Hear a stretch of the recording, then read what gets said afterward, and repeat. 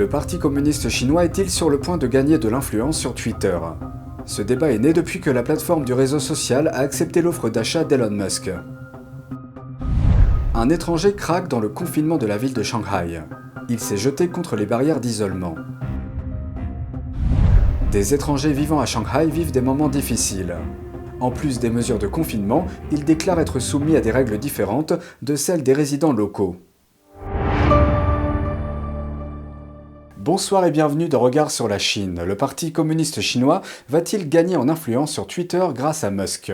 Il y a des arguments des deux côtés. Ceux qui disent que Pékin pourrait avoir une influence sur Twitter font référence aux activités de Tesla en Chine. La Chine est l'un des plus gros marchés pour Tesla. Le fondateur d'Amazon, Jeff Bezos, a posé la question suivante sur Twitter. Le gouvernement chinois vient-il de prendre un peu d'influence sur la place publique? La place publique étant Twitter.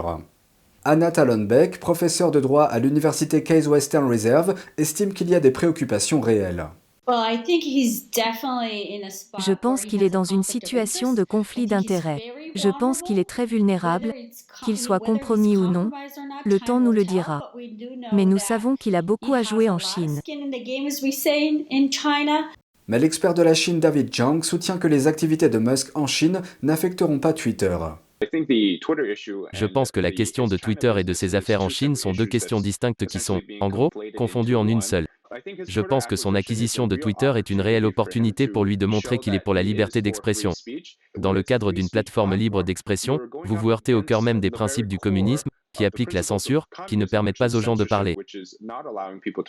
Le fait que Musk semble aller à l'encontre du principe fondamental du communisme signifie-t-il qu'il ne laissera pas Pékin influencer Twitter?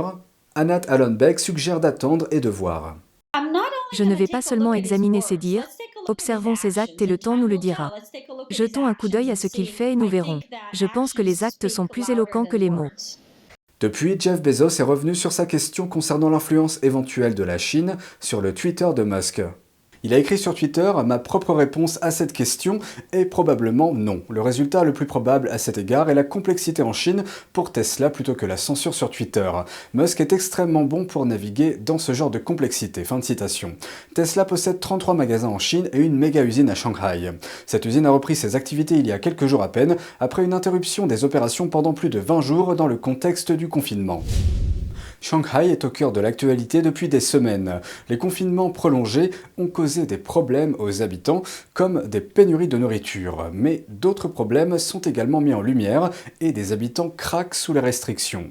Une vidéo postée mardi montre un étranger s'effondrant dans la rue.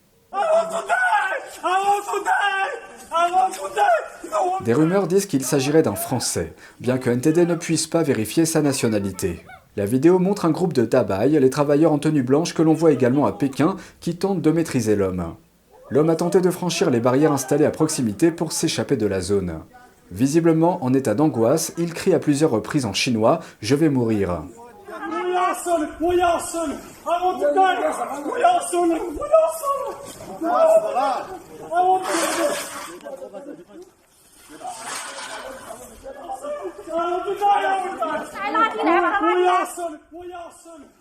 Il répète ensuite une phrase similaire en anglais signifiant « je veux mourir ». On peut entendre une femme derrière la caméra dire « traînez-le à l'intérieur ». Les dabaï ramènent rapidement l'homme à l'intérieur des barrières désormais tombées. À ce moment-là, l'un d'entre eux lui dit « Vous êtes en Chine, vous devez obéir aux lois chinoises, vous comprenez ?»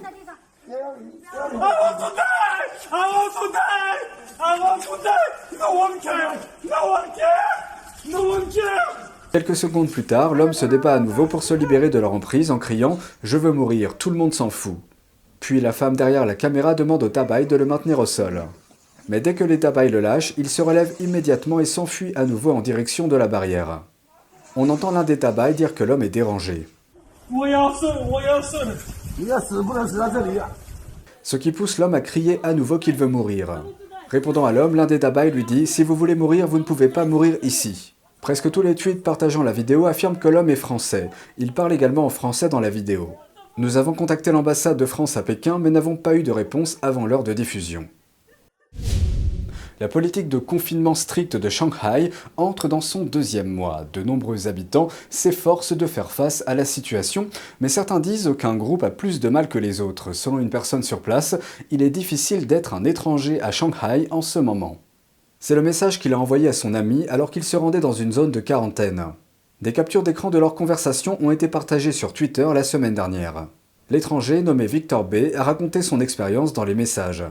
Il dit que ses voisins chinois ne se sentaient pas en sécurité avec un étranger dans les parages et l'ont signalé à la police. Les agents l'ont alors forcé à se rendre dans une zone de quarantaine, bien qu'il ait été testé négatif au Covid-19 à 3 reprises. Mais que se passe-t-il réellement là-bas ? Depuis le début de la pandémie, il y a environ 2 ans, le Parti communiste chinois accuse les autres pays d'avoir introduit le virus en Chine. Il renouvelle ses affirmations à chaque nouvelle vague et épidémie du virus du PCC qui cause le Covid-19. Ces déclarations ont également été diffusées en Chine par les médias d'État, ce qui a conduit certains citoyens chinois à se méfier des étrangers. La suite de la conversation de Victor B nous éclaire davantage sur sa situation. Il dit que lorsqu'il a refusé de se rendre dans une zone de quarantaine, la police lui a donné 2 options, y aller de son plein gré ou avec des menottes. Pour justifier la raison pour laquelle il devait partir, les officiers ont dit à Victor B que les raisons étaient trouble de l'ordre public, désobéissance à la loi, lutte contre les mesures de prévention sanitaire et refus de coopérer au nom du bien commun. Compte tenu de la situation désormais catastrophique de Shanghai, un certain nombre de résidents expatriés souhaitent retourner dans leur pays d'origine pour être en sécurité. Mais partir n'est pas une tâche facile. Le média américain Voice of America, ou VOA, a interviewé un homme qui est resté coincé dans son appartement de Shanghai avec sa femme et ses enfants.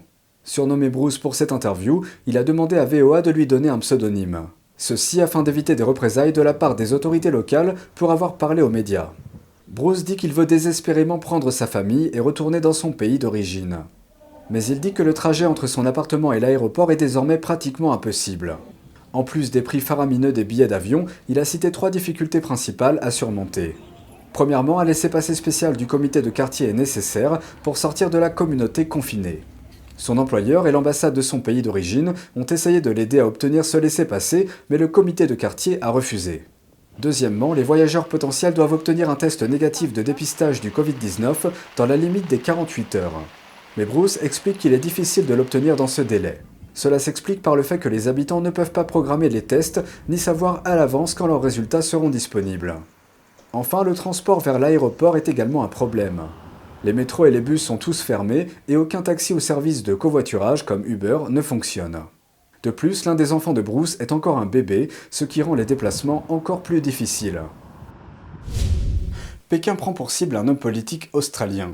Selon le ministère chinois des Affaires étrangères, cela est dû à ce qu'il appelle des commentaires scandaleux faits par le ministre australien de la Défense. Les responsables chinois avancent que ces commentaires, je cite, « calomnient la Chine et prônent la guerre ». Fin de citation. Mais quelles sont exactement les remarques qui ont déclenché la colère de Pékin ? Voici la suite.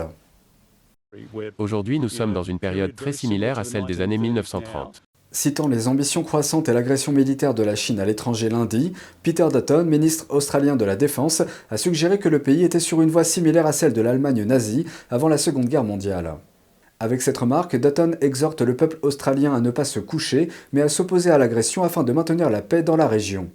Autrement, Dutton déclare qu'ils vont, je cite, « répéter les erreurs de l'histoire ».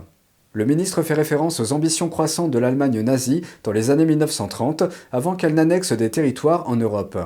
Selon Peter Dutton, à l'époque, beaucoup d'entre eux ne se sont pas élevés contre cette agression, jusqu'en 1939, lorsque les nazis ont fini par envahir la Pologne. Mais cette fois, le gouvernement australien semble se tenir prêt face aux menaces de la Chine. Dutton a déclaré que son pays avait augmenté les dépenses de défense. Il prévoit de construire des sous-marins à propulsion nucléaire et de développer une technologie militaire avancée dans le cadre de l'AUKUS. Des vidéos circulant sur les réseaux sociaux chinois samedi semblent montrer des habitants de Shanghai en train de s'échapper de leurs immeubles résidentiels qui semblaient avoir été fermés en raison du confinement.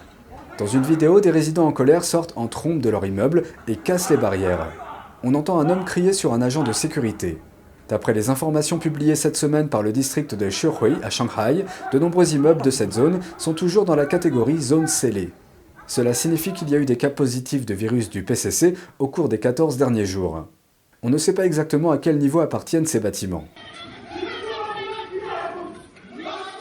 De nombreux habitants de la ville ont eu du mal à se procurer de la nourriture en quantité suffisante pendant le confinement de ce mois-ci et certains n'ont pas pu obtenir de médicaments ou de soins médicaux.